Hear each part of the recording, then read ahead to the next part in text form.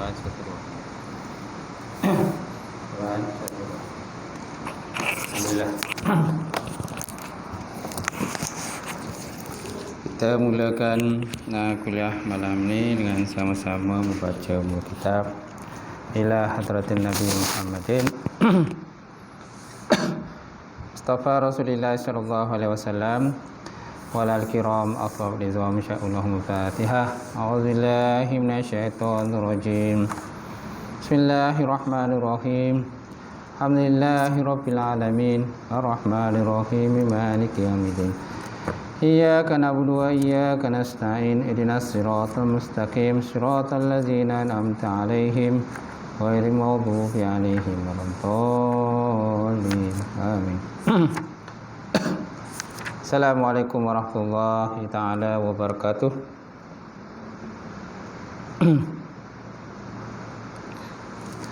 Alhamdulillahirabbil alamin wal 'aqibatul muttaqin wala udwana illa 'alal zalimin. Asyhadu an la ilaha illallah wahdahu la syarikalah wa asyhadu anna Muhammadan 'abduhu wa rasuluh. Allahumma shalli wa sallim ala Sayyidina wa nabina wa habibina wa maulana Muhammad imamil muttaqin wa qaidul mujahidin wa ala alihi wa sahbihi ajmain. Amma ba'd.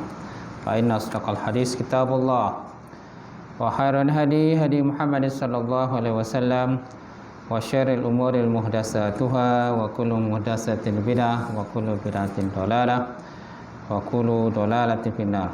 Qala Allah Subhanahu wa ta'ala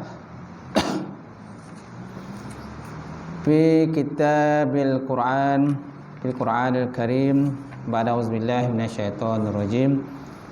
Bismillahirrahmanirrahim. Yarfa'illahu allazina amanu minkum wallazina utul ilma darajat.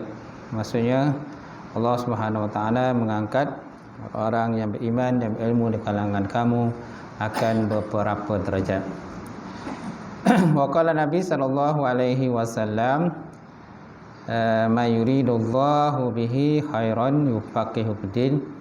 Maksudnya barang siapa dikehendaki Allah Taala akan kebajikan, saya berikan kefahaman di dalam agama.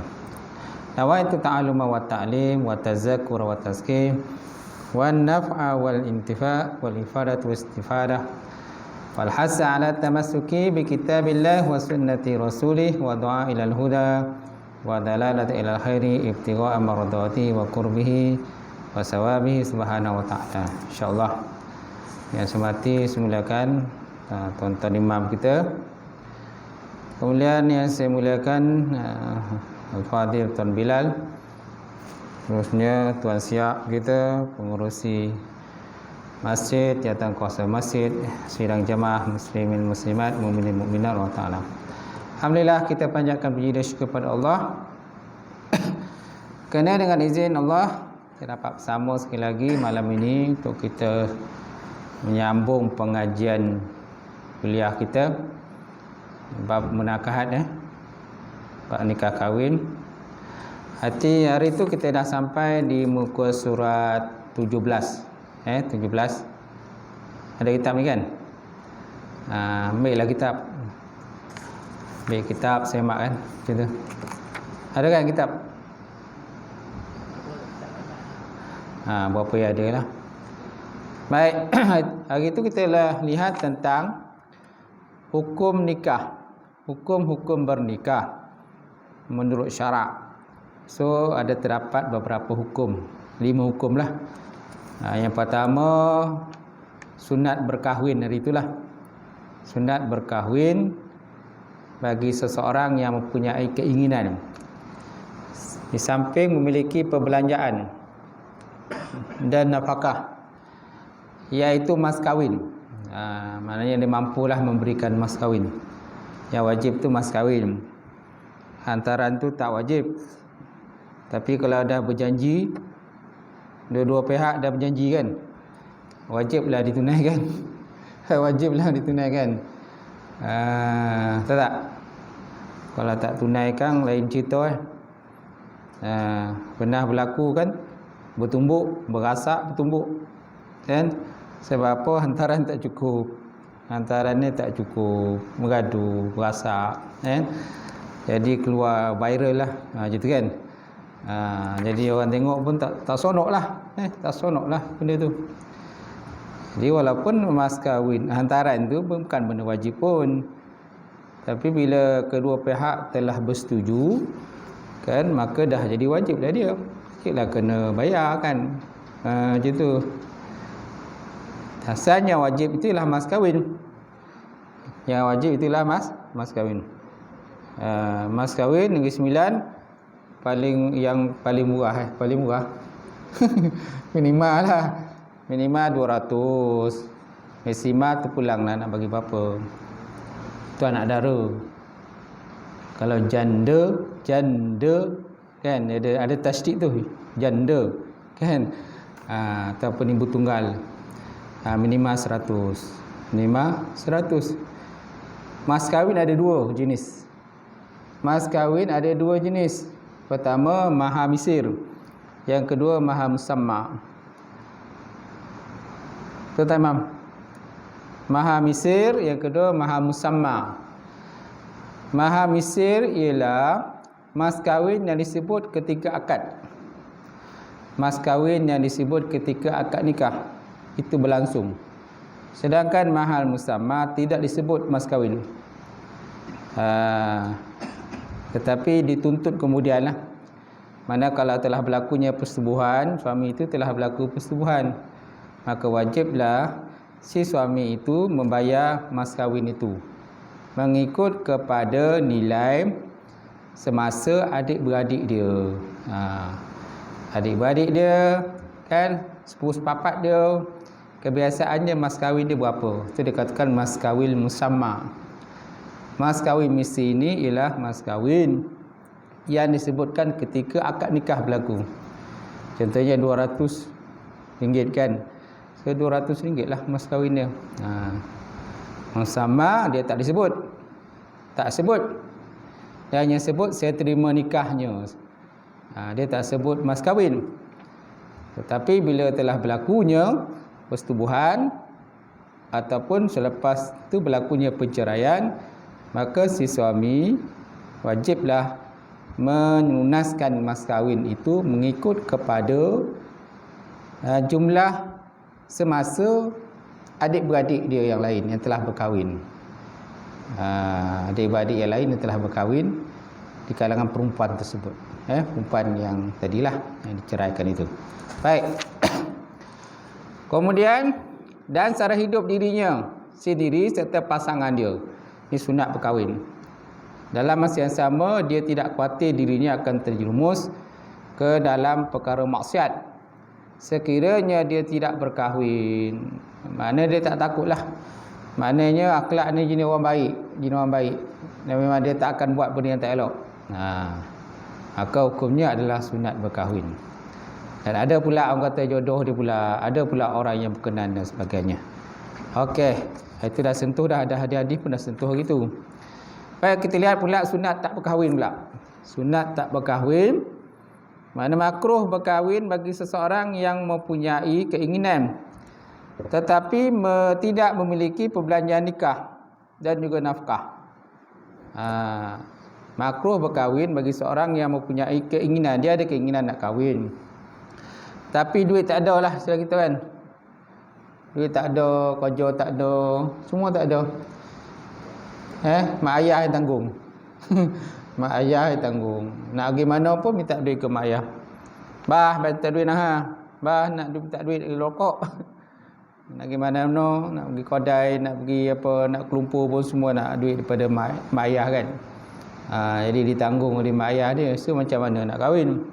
Kerja pun tak ada. Semakruh berkahwin lah. Makruh berkahwin bagi seorang yang ada keinginan berkahwin. Dia ada keinginan berkahwin. Ada pula makwa tu kan. Ada orang makwa bila tanya gimana ni? Alah, jumpa lah. Duit dah tak? Duit tak ada. Duit tak ada. Silap bulan ni minta makwa yang belanja pula. Bukan dia belanja makwa. Makwa dia belanja dia. Tidak memiliki perbelanjaan nikah dan tidak ada perbelanjaan nafkah. Bila belanja nikah pun tak ada, Apa lagi belanja nafkah? Kerja tak ada. Macam mana nak nafkah? Macam mana nak bayar, orang kata, sewa rumah, nak bayar kereta, nak bayar motor, nak bayar tu, bayar ni dan sebagainya. Takkan dia nak bergantung dengan isteri dia. Isteri bekerja, suami tak bekerja. Macam tu.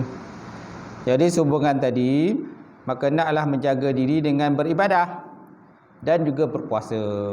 Kenalah banyak ibadah. Kenyalah banyak puasa. Puasa pun tak nak, tak dapat nak cakap. Puasa tak nak puasa dah. Jadi lantaran kesibukannya itu melekakannya daripada berfikir. Jadi lantaran dia banyak beribadah dan juga banyak berpuasa akan melekakan dirinya daripada berfikir tentang perkahwinan dan mengendurkan keinginannya, sehingga dia mampu mengatasinya dengan kurniaan daripada Allah Subhanahu Wa Taala. So hal ini berdasarkan kepada firman Allah Subhanahu Wa Taala dalam Quran, wal yasta'fifil ladzina la yajiduna nikahan hatta yughniyahumullahu min fadlih. Dan orang-orang yang tidak mempunyai kemampuan berkahwin, hendaklah mereka itu menjaga dirinya, kehormatan dirinya, sehingga Allah Ta'ala memberikan kekayaan kepada mereka, hasil daripada limpah kurniaan daripada Allah Subhanahu Wa Taala. Allah Ta'ala boleh bagi dia kaya lah, tapi kena usaha lah. Takkan duduk aja melangok kulu-kili. Orang nak bagi kerja pun tak nak. Kau nak kerja tak jang? Kerja apa tu? Kosong dah. Mana memilih kerja. Memilih kerja. Bila memilih kerja, siapa nak orang kata nak tawarkan kerja? Kalau tawar pun kerja pun kau tak nak. Ada orang yang pesen macam tu lah, jenis macam tu. Tak nak kerja, duduk macam tu. Ni nak nikah pula tu. So nak macam mana nak menyara isteri. Bila dah nikah esok, tentulah ada anak. Macam mana pula nak menyara anak pula? Daripada anak seorang, anak dua orang pada tiga orang. Itu. Jadi akhirnya tu yang jadi macam kes apa tu?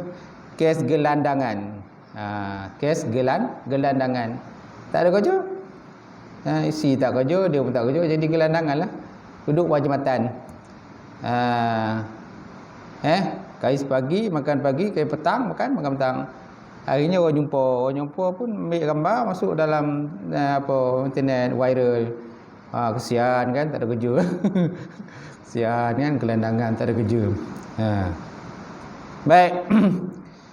Jadi betul juga dengan hadis Rasulullah SAW. Qala Nabi sallallahu alaihi wasallam, man istata'a minkum ba'ah.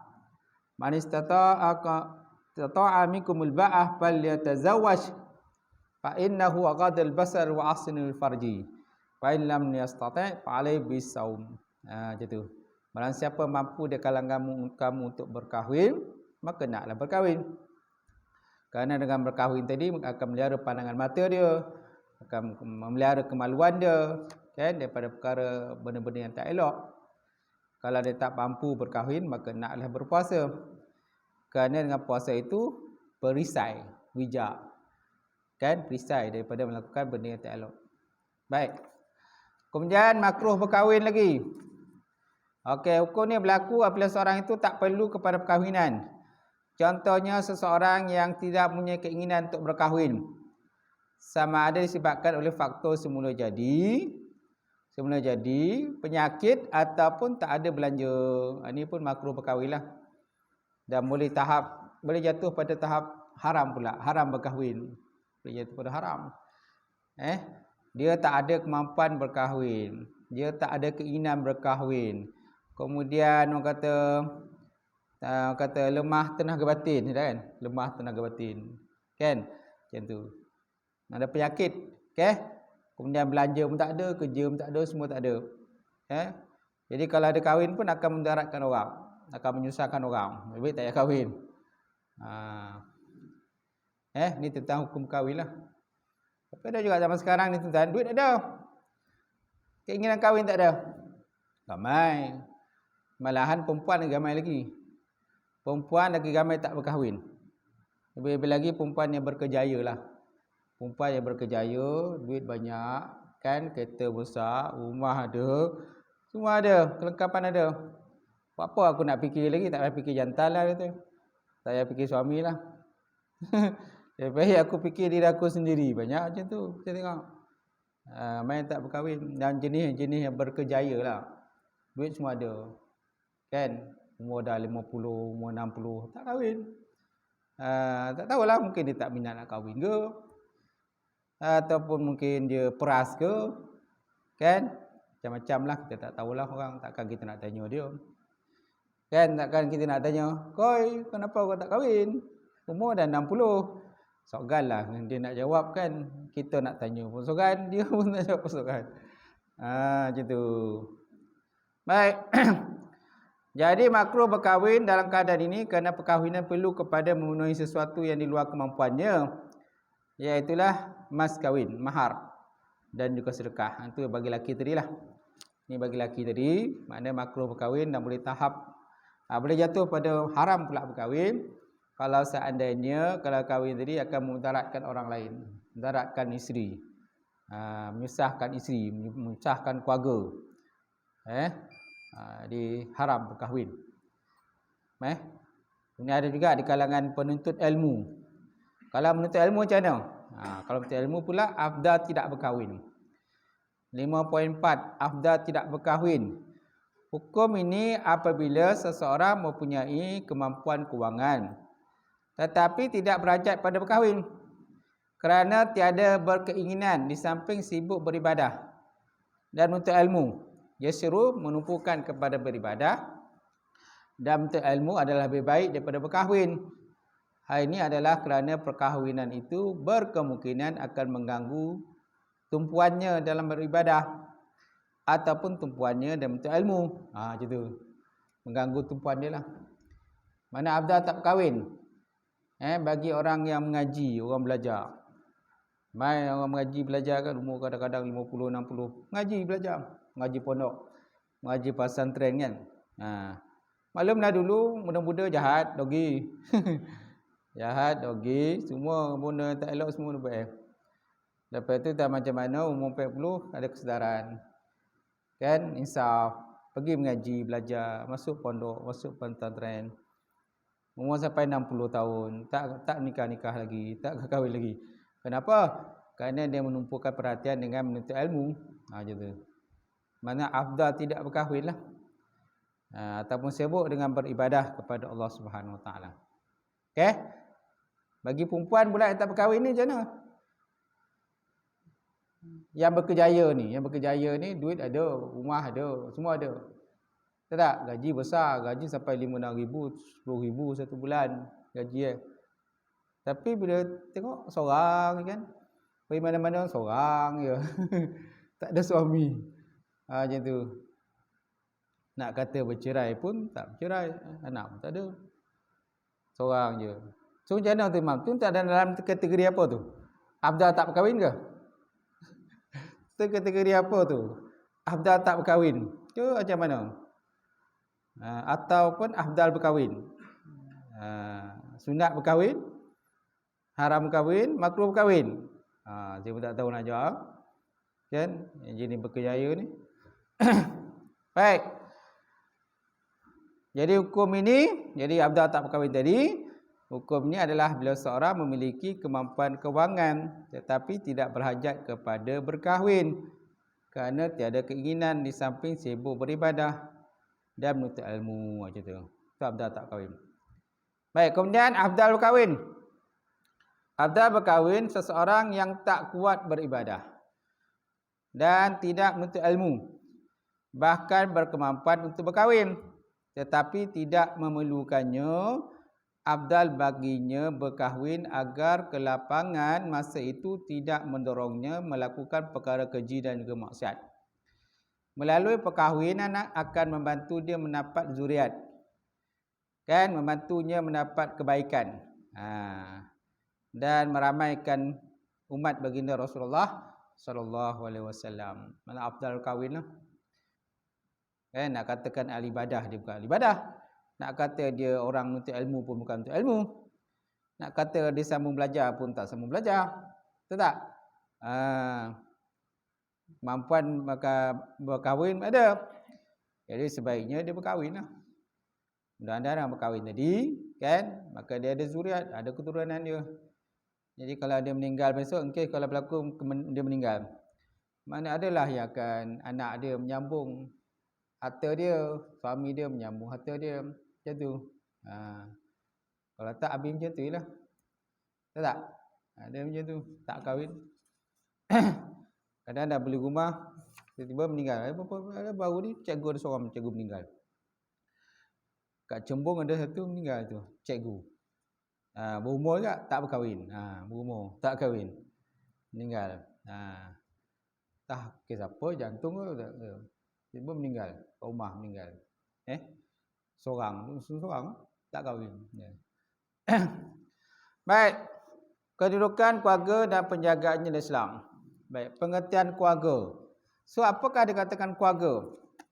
Takkan tuan-tuan tak tahu mana keluarga kan?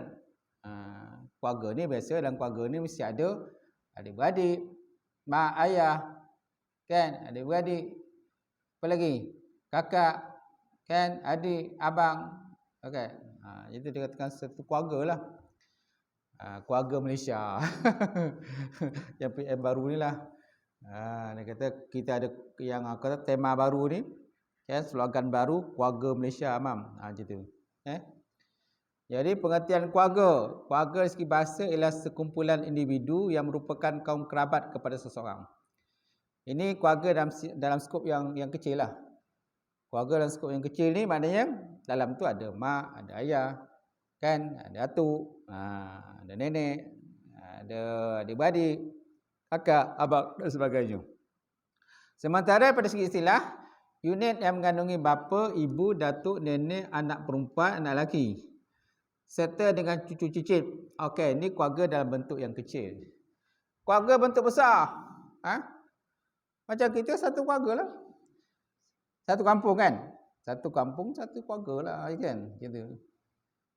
Satu taman, satu keluarga. Betul tak? Satu negeri, satu keluarga lah. Kira satu keluarga dalam bentuk yang lebih besar. Satu jamaah, satu keluarga. Dia jemaah apa? Kan macam-macam jemaah zaman sekarang ni, NGO punya jemaah. Dia satu keluarga. Kemudian keluarga sebagai asas masyarakat. Jika individu merupakan asas dalam pembinaan masyarakat, keluarga pula ada unit yang hidup dalam masyarakat. Individu yang merupakan sebahagian daripada satu keluarga akan mewarisi ciri-ciri keluarga tersebut. Macam tu. Individu yang merupakan sebahagian daripada satu keluarga akan mewarisi ciri-ciri keluarga tersebut. Apakah ciri-ciri keluarga tersebut? Kalau keluarga tersebut jenis orang soleh, kan? Mak ayah dia soleh, maka anak dia pun ikutlah soleh. Kalau mak ayah dia dogi tak semayang, tak puasa, yes, kan, mengaji pun tak ada. Ada macam tu, mak ayah tak semayang. Contoh Imam Sebi dalam kampung ni, agak berapa orang tak semayang kan? Ramai rasanya tak semayang kan? Gitu. Rumah saya dia guru kafar. Kan PKP itu kan dia banyak online dengan anak murid dia, kan, one by one kan. Bila tanya semayang tak? Tak semayang. Kenapa tak semayang? Ayah tak semayang. Kenapa tak semayang? Mak tak semayang. Mak tak suruh, ayah tak suruh. Bila mengaji tak boleh. So mengaji tak tahu. Ni nak UPS, ni nak ambil apa tu UPKK tu. Nak ambil UPKK, mengaji tak reti. Kan? Bayang pun tak buat. Macam tu. Bila tanya, aku kata, ada tak Iqra kat rumah? Tak ada. Ada tak Mukadam kat rumah? Tak ada. Quran kat rumah? Tak ada. Satu benda tak ada. Bengang ni orang rumah saya. Satu benda tak ada kat rumah. Bila satu benda tak ada, Mukadam tak ada, Quran tak ada, ni tak ada. Makna mak ayah tak mengaji. Itu jelah. Mak ayah tak mengaji, ikut pada anak. Jatuh pada anak, anak bersama tak mengaji. Dia kalau semayang tu maknanya waktu ada time sekolah. Kan ada kelas kafar, mana sebabkan oleh ada ustazah, maka semayanglah. Kelas kafar kan biasa petang, waktu asar kan. Waktu asar, mana ada time asar tu dia semayang. Ikutlah semayang sekali. Jadi mak ayah hantar kafar ni mudah-mudahan anak tadi gerti sembahyang. Anak-anak tadi gerti mengaji. Masalahnya bila cuti PKP semua tak sekolah, semua duduk kat rumah je, kan? Jadi bila mak ayah tak sembahyang, jadi anak pun ikut tak sembahyang. Macam tu. Itulah yang sedih tu kan. Ramailah majoriti je saya tengok. Kalau 100 orang pelajar yang ditanya tu, kalaulah 100 orang dalam yang sembahyang tu sembahyang mungkin ada 20 orang kot. 20 orang yang sembahyang lah. Betul sembahyang. Yang itu kan mata sembahyang. Kita dongai lah. Kita lah rumah dongai lah. Dia rumah tu bebel tahu benda dia. Dengan anak murid dia. Macam tu. Baik. Jadi hal ini berdasarkan firman Allah Subhanahu Wa Taala, zurriyatan ba'duha min ba'. Zurriyatan ba'duha min ba'. Yang bermaksud mereka kembang biak sebagai satu keturunan, zuriat yang setengahnya berasal daripada setengah yang lain, macam tu. Jadi mana setiap individu dalam keluarga tu dia tengok pada ahli keluarga yang lain. Kalau ahli keluarga yang baik bagus, maka yang lain pun akan bagus. Kalau ahli keluarga dia, mak ayah dia tak bagus, maka dia jadi tak bagus juga. Susah nak jadi baik kalau mak ayah pun tak baik.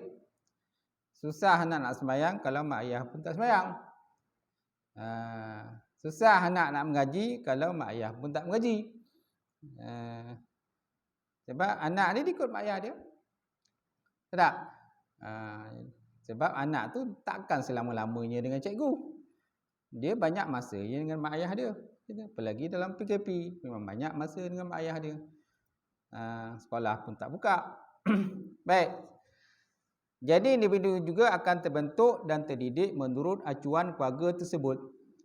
Begitu juga dengan hadis Rasulullah sallallahu alaihi wasallam an Abi Hurairah radhiyallahu ta'ala anhu, qala Rasulullah sallam, ma min mauludin illa yuladu 'alal fitrah.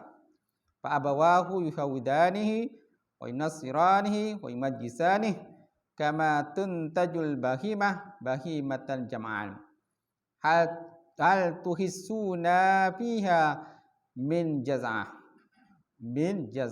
Yang bermaksud daripada Abu Hurairah radhiyallahu ta'ala anhu, sabda Rasulullah SAW, setiap anak dilahirkan menurut fitrah yang baik. Kullu ma min mauludin yuladu ala fitrah. Tiada anak yang lahir itu kecuali fitrah, bersih kan? Anak lahir bersih. Maka ibu bapanya lah yang akan menjadinya Yahudi. Fa abawahu yuhawidanihi. Apa yang membentuk dia jadi Yahudi ataupun jadi Nasrani ataupun jadi Majusi. Sebagaimana binatang yang melahirkan anak dalam keadaan sempurna. Adakah kamu dapati kecacatan pada telinganya?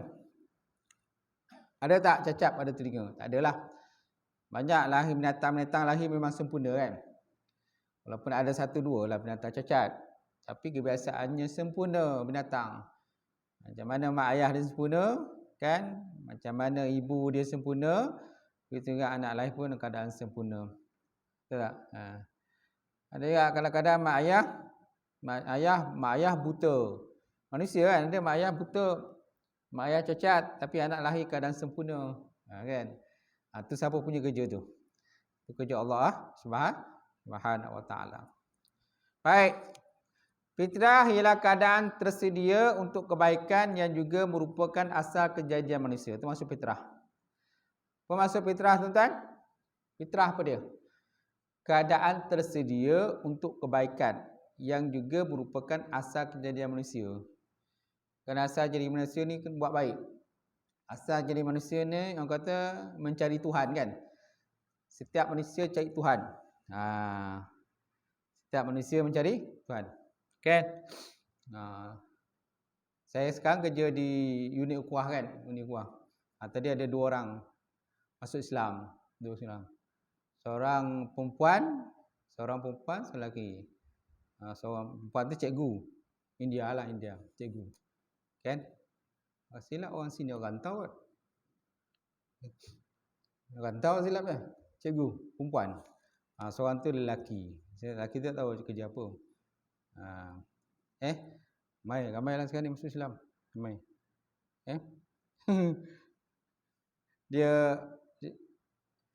Dia tengok yang pamphlet tu, pamphlet yang kata Jabatan Agama buat pamphlet kan, dia ada pamphlet yang dakwah tu, dia ada bahasa Melayu kan, bahasa Melayu, bahasa Cina, bahasa India. Dia tengok yang bahasa India ni pamphlet tu tak betul, banyak salah. Kelakar cakap. Tahu macam mana dia orang cetak lu pun tak tahu. Dia kata ni salah ni, kata tak betul ni, dia kata. Tak tahu, bukan kita yang buat, ada orang lain yang buat dulu, banyak juga dulu. Tahu macam mana tahu orang yang buat tu dia semak je mana tu, tak betul tulisan tu. Boleh nanti kalau kamu masuk ni, kamu nama silam ni, boleh nanti kita lantik panel lantik panel untuk mentashehkan tulisan-tulisan taslit ni kan, daripada bahasa Melayu ke bahasa India ni macam tu. Enggak ada orang dulu pun pencetak lu taram juga janji ada tulisan gulung tu, nah jadilah ni bahasa India kan. Itu. Dia tulisan kan apa gulung, jadi orang ingat semua betul tulisan tu. Rupa salah. Cetaknya member ni dah cetak berapa banyak? 10,000 cetak dia kata. Rugi abang duit ya cakap. Betul tak? Nak kena betulkan balik ya gitu. Bolehlah, alhamdulillah lah kamu masuk Islam kan macam tu. Dia free hair tak pakai tudung tadi. Baik. Jadi istiqamah atau menyelewengnya tingkah laku seseorang bergantung pada persekitaran. Istiqamah atau menyelewengnya tingkah laku seseorang bergantung kepada persekitaran, seperti mana anak binatang yang telah dilahirkan sempurna. Kecacatan berlaku selepas kelahiran adalah kesan daripada persekitaran yang melingkunginya. Nampak? Nampak? Jadi asal kejadian manusia tu, kelahiran manusia ni macam binatang, kelahirannya sempurna. Yang jadi cacat tu manusia yang cacatkan. Sama ada manusia yang potong telinga dia kan, ataupun disebabkan oleh orang kata pencemaran alam pun boleh menyebabkan binatang pun tercemar. Betul tak? Bila binatang tercemar menjadi cacat dia binatang tu. Itu juga manusia. Kalau manusia kena kesan apa tu kan? Radioaktif kan? Kesan radioaktif tu bahaya tu. Kita tak digalakkan duduk kawasan radioaktif. Itu juga macam duduk kat bawah pencawang tu. Ada orang kata duduk bawah pencawang tu memang tak digalakkan. Sebab ada kes yang kena kanser lah. Sama ada betul tak tahu, wallah alam lah. Ada kawasan tu, dia kata kawasan bawah pencawang ni, tapi banyak orang duduk bawah pencawang tu. Sonang dapat channel senang. Apa siaran macam siaran boleh dapat tu bawah pencawang kan, banyak siaran boleh dapat. Macam tu. Tapi sebenarnya bahaya duduk pencawang ni. Kan? Baik. Jadi daripada keterangan itu jelaslah bahawa individu adalah sebahagian daripada keluarga, dan keluarga pula adalah sebahagian daripada masyarakat yang merupakan asasnya. Nampak? Okey. Jadi individu adalah sebahagian baru, mana kita ni sebahagian pada keluarga kita. So mana oleh itu keluarga jangan dibuang. Keluarga jangan dibuang. Kalau kita buang keluarga kita, jadi duduklah seseorang. Duduklah lautan seseorang kan. Apa hal pun orang tak tahu. Kalau meninggal pun orang tak tahu dah meninggal. Ada kes macam tu, duduk seorang kat rumah. Tengok-tengok, dah 5 hari 6 hari meninggal. Tuan-tuan. Itu pun dah berbau. Dah berbau. Bila orang bau, lalu kat situ bau busuk. Apa hal ni? Kan? Cari-cari rupa-rupanya dalam rumah tu ada hamba Allah Ta'ala dah meninggal dunia. Seorang pun tak tahu. Cecek rupanya tinggal seorang. Dia seorang dalam tu. Mana anak-anak pun tak tahu dah tentang diri dia. Anak-anak pun tak tahu ke mana dah. Ini ada jenis macam tu. Kita takut macam tu lah. Jadi keterangan ni jelas bahawa individu adalah sebahagian daripada keluarga, dan keluarga adalah sebahagian daripada masyarakat yang merupakan asasnya. Apabila keluarga tu baik, maka baik individu. Nampak? Jadi kalau keluarga dia baik, orang berbaik, maka anak-anak dia pun jadi baik. Apabila individunya jahat, maka keluarga dia pun jahat. Kan keluarga jahat, semua bukti jahat. Jadi orang pun dah cop dah, ni keluarga ni tak payahlah. Kan? Itu. Sehubungan dengan itu, Islam memberi perhatian rapi dan sempurna terhadap institusi keluarga. Hal ini disentuh secara meluas dalam Quran dan sunnah Rasulullah sallallahu alaihi wa ala alihi wasallam. Macam tu. Kemudian keperhatian Islam terhadap keluarga. Keperhatian Islam terhadap keluarga nampak jelas dalam persyariatan dan hukum-hukum yang mengatur sistem kekeluargaan. Contohnya suruhan berkahwin. So, maknanya perkahwinan merupakan satu bentuk untuk membangun institusi keluarga. Kalau tak ada berkahwin, macam mana ada keluarga? Kalau bebas macam binatang. Binatang pun ada keluarga tuan. Kita tengok binatang tu ada keluarga dia kan. Bukan nak pinak ada satu keluarga dia. Macam singa, ada keluarga dia. Dia ada singa jantan, singa betina, ada anak-anak dia. Mana binatang pun ada keluarga. Masalahnya bila manusia ni, bila orang kata kan tak nak hidup berkeluarga, dia bebas macam tu je, bebas. Makna dia tak nak terikat dengan perkahwinan lah, macam di barat kan. Macam di barat kan banyak macam tu, dia tak nak terikat dengan perkahwinan. Bila terikat dengan perkahwinan kan nanti banyak benda yang kena bayar. Banyak benda yang kena cari rumah. Kan kalau ada anak nak sara anak pula. Kan jadi menyusahkan dia. Jadi tak nak hidup berkeluarga. Mana kalau nak lepas macam tu jelah. Macam tu. Kalau suka-sukalah. Kalau suka tak suka macam tu jelah. Tak ada nak heboh tentang kata naik mahkamah ke. Kan kalau kita masalah ada keluarga, kita berkeluarga kan, tiba-tiba ada masalah keluarga, kita akan naik mahkamah. Ada proses penceraian. Betul tak? Ada proses penceraian macam ni barat, mana ada proses macam tu. Baik. Jadi hal ini ada kerana keluarga tidak wujud kecuali dengan berkahwin. Sampai ikatan perkahwinan, hubungan jenis ni macam dah jadi berzina lah. Kalau tak ada ikatan perkahwinan, jadi berzina. Lebih teruk daripada binatang. Binatang pun ada juga keluarga dia. Kan? Ini berdasarkan firman Allah Subhanahu Wa Taala, wala taqrabuz zina innahu kana fahishatan wa sa'a sabila. Dan janganlah kamu menghampiri zina. Sesungguhnya zina itu satu perbuatan yang keji dan juga seburuk-buruk jalan. Itu juga firman Allah Subhanahu Wa Taala, muhsinina ghaira musafihina wala muttakhizina akhdan.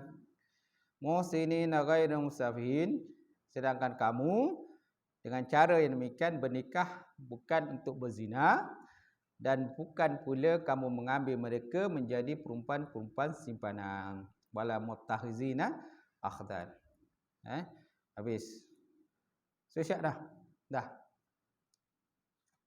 Okey, soalan lagi tu. Tanya pasal apa itu? Qasar tu kan? Dah jawab kan? Jamak qasar itu. Dah bagi dah? Dah bagi jamak qasar tu? Yang itu tanya makna nak kena musafir tu sebelum subuh kan? Saya tengok dalam kitab-kitab fiqh tak ada pun syarat sebelum subuh. Banyak kitab fiqh pening juga bab orang kata bab qasar jamak ni kena pening juga.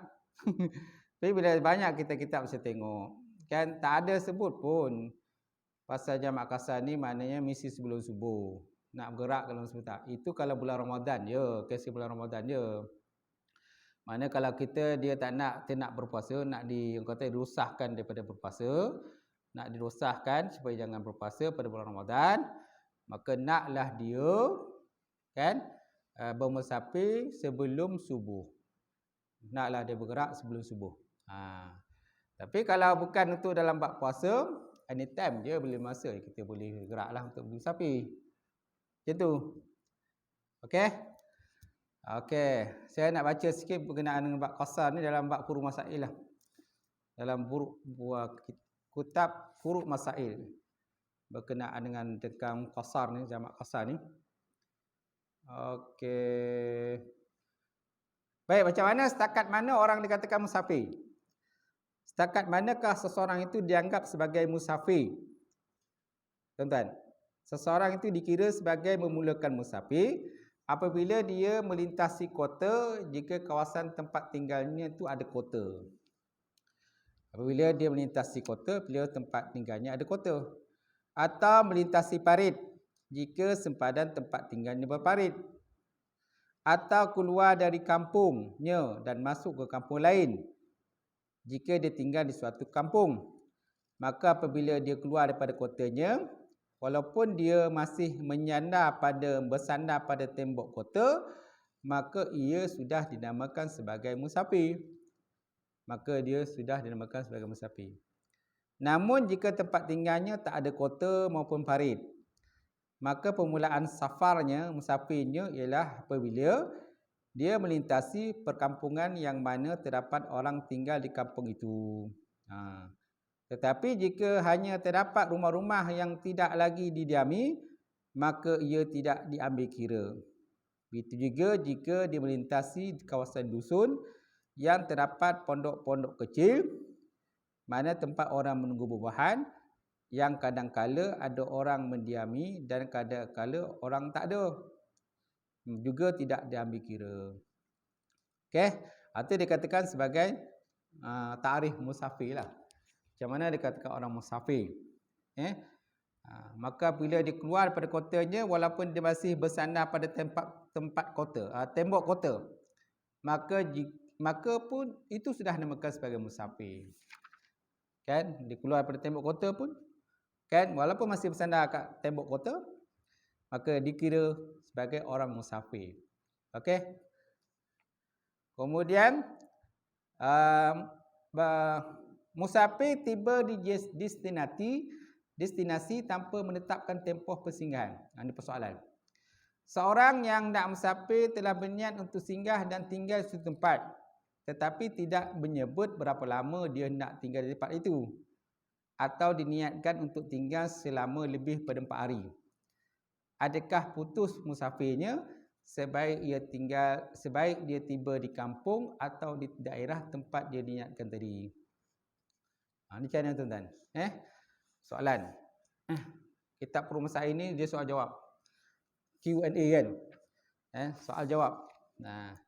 Jadi sini persoalan. Seorang yang nak musafir telah berniat untuk singgah dan tinggal di suatu tempat, tetapi tidak menyebutkan berapa lama dia nak tinggal di tempat itu, atau diniatkan untuk tinggal selama lebih daripada 4 hari. Adakah putus musafirnya sebaik dia tiba di kampung atau tak daerah tempat diniatkan itu?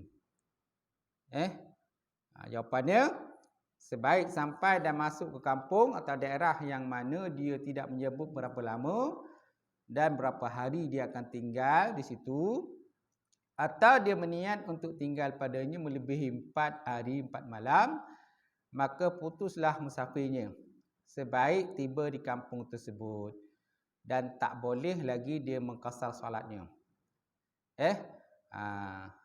Maka putus musafir sebaik tiba. Baik tiba je kat kampung itu, putus musafir. Dan tak boleh lagi dia mengqasar solatnya kerana ia bukan lagi dianggap sebagai musafir, sedangkan solat qasar adalah untuk orang musafir. Untuk musafir. Okey. Kemudian bagaimana kalau musafir berpatah balik di pertengahan jalan?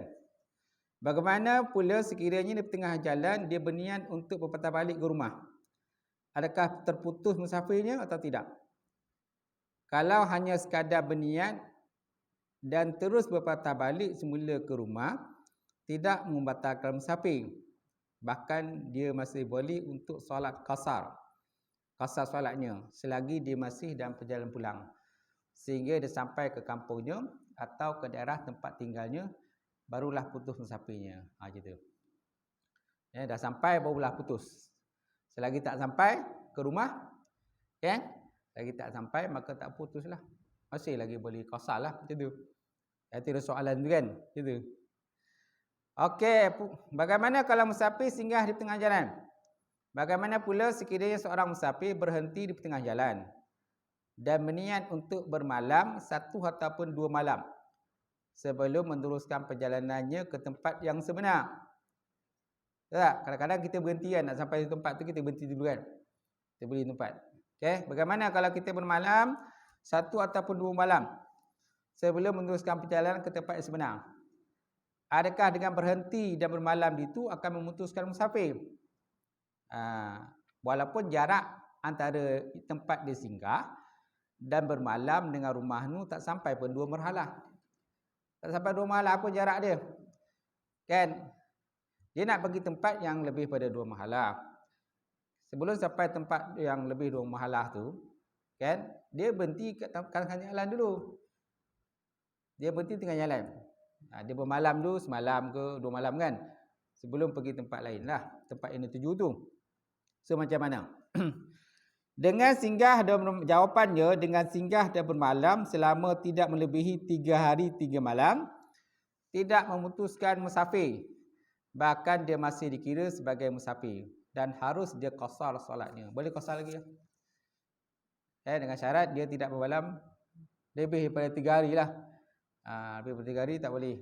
Kalau lebih 3 hari dah tak boleh dah. Itu. Okey, kemudian soalan lagi. Musafir singgah lama di tengah jalan macam mana? Bagaimana pula jika dia singgah di tengah jalan kerana ada urusan yang nak diselesaikan? Tetapi dia sendiri tak dapat nak memastikan berapa lamakah perkara tersebut boleh selesai. Adakah putus musafir atau tidak? Mana putus musafir atau tidak? Ataupun boleh qasar tak boleh qasar? Jadilah. Jika dia mengetahui yang urusannya tak akan selesai dalam masa 4 hari, maka putuslah safarnya dengan persinggahan tersebut. Tetapi jika sekiranya dia merasakan urusannya hanya boleh selesai dalam masa 1 hari saja, maka tidak putus musafirnya dengan persinggahan itu. Tiba-tiba dia mendapati urusannya tak boleh selesai dalam masa 1 hari. Lalu ditunggu sehingga keesok harinya. Esok juga tak selesai. Ditunggu lagi hingga esok lagi. Esok lagi itu tak selesai lagi. Lusa, tulat, tungging semua tak selesai lagi. Kan? Ditunggu lagi esoknya. Begitulah sehingga 18 hari. 18 hari boleh qasar lagi lah. Sehingga 18 hari baru putus safar dia. Safar dia lah musafirnya. Maka selama itu dia boleh qasar salat. Dia boleh qasar salat kalau seandainya dia tak boleh agak berapa lama dia akan tinggal tempat tu. Sebab apa? Biasanya urusan kerja lah. Untuk urusan kerja ni, kan dia tak boleh tahu berapa lama dia akan duduk kat situ. Nak kata 3 hari pun tak tentu lagi 3 hari. Nak kata 4 hari pun tak tentu lagi. Itu saya cakap hari tu yang boleh sampai 18 hari tu. Kalau seorang itu pergi musafir ke tempat, kan, dengan tujuan bekerja. Dengan tujuan bekerja. Dan dia tak pasti boleh berapa hari boleh selesai kerja dekat situ. Maka dia boleh duduk di situ, kan, selama 18 hari dalam keadaan dia boleh qasar sembahyang dia. Macam tu. Lepas 18 hari tak boleh qasar lagi dah. Seandainya pekerjaan dia tak habis lagi. Itu. Baik. Kemudian bagaimana memeluk Islam ketika dalam musafir? Jika seorang kafir bermusafir di pertengahan jalan, ia memeluk Islam. Adakah dipermudahkan untuknya qasar salat ataupun tidak? Okey. Jika musafirnya mendapati syarat-syarat seperti dia berniat untuk pergi ke suatu tempat tertentu dan jaraknya lebih daripada 2 marhalah, bila di Islam di tengah jalan, maka harus baginya qasar. Maka harus baginya qasar. Boleh? Okey. Bagaimana musafir berniat berhenti di tengah jalan? Ini pun lebih kurang soalan tadi kan. Seseorang telah berniat untuk musafir dan berjalan jauh. Di pertengahan jalan dia mengubah niatnya dan berhasrat untuk berhenti situ. Tiba-tiba dia berkenan untuk menukar musafir lagi. Adakah dengan meneruskan perjalanannya dia masih dianggap sebagai musafir? Atau perlu kepada permulaan musafir yang baru, iaitu selepas melintasi kota atau daerah tempat dia singgah itu? Jawapannya, seperti diketahui, dengan mengubah niat dan memutuskan untuk berhenti situ, maka putuslah musafir dia. Dia dikenaki untuk memulakan safar yang baru. Niat musafir yang baru. dengan melintasi kota atau dusun tempat dia singgah. Jika pada padang, maka hendaklah dia berpindah daripada tempat itu atau negeri itu sehingga melintasi kota ataupun sepadan bagi dia. Sepadan bagi dia lah. Okey. Untuk 18 hari tadi maknanya dia tak jangka kerja dia boleh selesai. Dia tak tahu kerja dia boleh selesai ke tidak. Tapi kalau dia rasa dia kerja dia boleh selesai, dia ambil yang kata tak boleh musafir lebih daripada 3 hari itulah. Dia pergi tempat tu, dia nak pergi tempat tu, dia boleh qasar jamak kata dalam masa 3 hari saja. Lebih 3 hari kat situ dia tak boleh qasar ke dah. Lebih daripada 3 hari tak boleh qasar. Okey, yang 3 hari tu, 4 hari tu tak dikira waktu pergi dan waktu balik. Tak dikira waktu pagi, waktu pergi, waktu balik itu tak dikira. Sebab waktu pergi balik itu selagi mana lebih pada 2 marhalah jarak dia masih boleh qasar lagi lah. Masih qasar dia jamak. Yang menjadi masalahnya bila tinggal kat tempat tu. Kalau tinggal tempat tu lebih daripada 3 hari, maka tak boleh lah qasar jamak. Mana ada masa 4 hari kan, tak boleh lah. Macam tu. Tapi kalau dalam perjalanan balik tu masih boleh qasar lagi. Dengan syarat lebih daripada 2 marhalah. 2 marhalah berapa? 91 kan? Jaraknya 91 km lah. 2 marhalah. Macam tu. Asal perjalanan balik tu 2 marhalah, mana boleh qasar jamak. Selagi belum sampai ke tempat dia, tempat asal kita duduk macam tu. Yang dikira 3 atau 4 hari tu, yang 3 hari yang dibolehkan qasar, 4 hari tu tak boleh qasar lagi lah. Yang dikira 3 atau 4 hari tu tak dikira waktu pergi dan waktu balik. Tak dikira waktu pergi dan waktu balik. Kalau waktu pergi tu boleh qasar dan jamak, kan? Yang balik pun boleh qasar jamak. Kan, dengan syarat asalnya mana perjalanan ini tu 2 marhalah. 91 km. Macam tu. Boleh? Okey, ni dalam kitab ni lah huruf masail. Matlab bentar ada lagi? Nak baca? Dah. Faham kan? Boleh? Boleh kan? Faham kan? Banyak kitab banyak rumah tu. Bersusun-susun kitab. Ya. Yeah.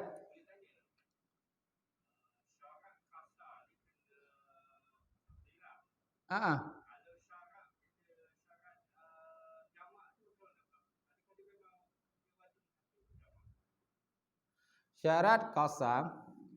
Qasar tu sekali dengan jamak . Qasar tu maksud qasar tu memendekkan. Jamak tu himpunkan. Benda sama je. Qasar tu maknanya memendekkan daripada sembahyang 4 rakaat kepada 2 rakaat. Kan, tu mana qasar. Jamak tu himpunkan zuhur, himpunkan dengan asar. Tahu tak? Zuhur himpun dengan asar. Mana 2-2. Kan? Lepas tu maghrib himpun dengan isyak. Cuma maghrib dia tak boleh qasar. Maghrib tak boleh qasar. Yang boleh qasar ni yang sembahyang yang 2 rakaat saja. Dan 4 rakaat. 4 rakaat boleh qasar. Mana zuhur dengan asar boleh qasar. Mana qasar apa? Memendekkanlah daripada 2 jadi 4 jadi 2 kan. Maghrib dengan isyak boleh dijamakkan. Cuma maghrib tak boleh qasar. Kita tak boleh memendekkan maghrib. Dia tetap 3 rakaat. Kalau isyak boleh jadi 2. Cuma maghrib isyak boleh digabung 2. Mana kita sembahyang maghrib 3 rakaat, lepas tu sembahyang isyak 2 rakaat. Kan? Sama ada kita nak buat jamak takdim ataupun jamak takhir. Itu juga dengan zuhur asar tadi, boleh jamak takdim, boleh jamak takhir. Kalau jamak takdim tu dia buat waktu-waktu zuhur. Mana asar digabung dengan zuhur digabung dengan asar dibuat dalam waktu zuhur.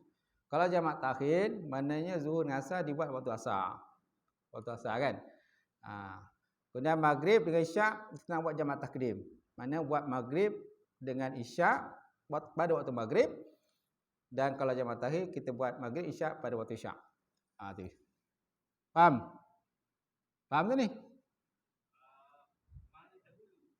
Ya?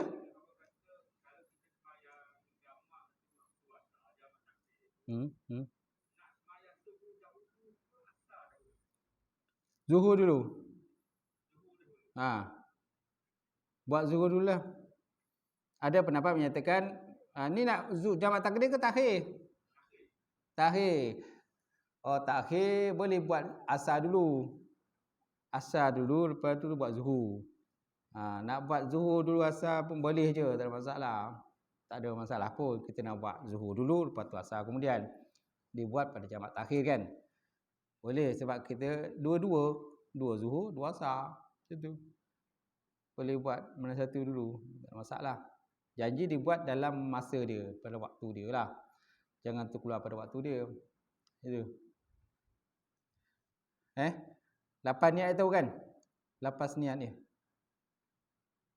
Okey, contohlah kalau kita sembahyang zuhur. Dengan asar jamak takdim. Macam mana niat dia?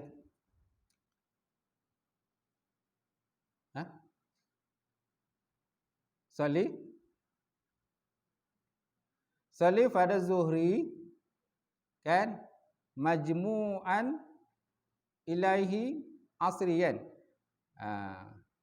Saja aku sembahyang zuhur dihimpunkan dengan asar, kemudian dibuat pada waktu asar, waktu zuhur kan. 2 rakaat kan Allah Taala. Kan? Majmu'an ilaihi asri. Rakaataini lillahi ta'ala. Soli pada zuhri majmu'an ilaihi al-asri. Di majmu' ni himpun lah. Kan? Majmu' al-asri ma'al qasri kan dia kata. Ma'al qasri pula. Qasar pula. Raka'ataini 2 rakaat kan Allah Subhanahu. Jamak takdim, ada jamak takdim lagi. Jam'u takdim lillahi ta'ala. Kalau tak hafal Arab tu tak apalah tuan-tuan. Kadang susah juga nak menyebut benda tu. Saya pun kadang lupa-lupa juga. Dia panjang dia punya lafaz tu kan. Soli pada zuhri kan majmu'an alaihi al-asri kan ma'al qasri jam'u takdim rakaataini imaman lagi. Kalau jadi imaman lillahi ta'ala. Saja aku sembahyang zuhur dihimpunkan dengan asar kan berserta dengan asar kan jamak takdim 2 rakaat jadi imam kan Allah Taala. Kan panjang tu nak menyebut itu. Kan? Itu kalau jamak takdim. Kalau jamak takhir, tukarlah. Kalau jamak takhir, soli fadan asri majmu' alal zuhri kan. Soli fadan asri majmu' alal zuhri. Saja aku sembahyang asar dihimpunkan dengan waktu zuhur kan ma'al qasri kan jam'u takhir rakaataini lillahi ta'ala. Gitu. Boleh? Ada dalam buku-buku kitab-kitab ni you tengok. Ada kitab kat rumah kan? Tak ada. Kalau tak ada kitab tengok internet je lah, Google je. Ada jamak takdim, jamak takhir semua ada. Okey habis. Ada soalan? Tak ada Auzubillahi minasyaitonir rajim. Bismillahirrahmanirrahim. Alhamdulillahirabbil alamin wassalatu wassalamu ala asyrofil mursalin wa ala alihi washabihi ajmain. Allahumma zidna ilman nafi'a wa yaqina as-sadiqa ma'al mutaqabbal rizqan halalan mubarakatan katsira. Wasiyana fataya alimna wa lana qulubana min nuri ma'rifataka wa ta'ala ta'arifin. Allahumma faqina bidin Allahumma faqina bidin. Allahumma ja'al hadza jam'al marhumah wa tafarraqana min ba'di tafarruqal ma'sumah. Rabbana aftah bainana wa baina qaumina bil haqq wa antal fatih. Rabbana atina fid dunya hasanah wa fil akhirati hasanah wa qina azabannar. Subhana rabbika rabbil izzati amma yasifun wa salamun alal mursalin alhamdulillahi rabbil alamin. Qabalallahu minkum.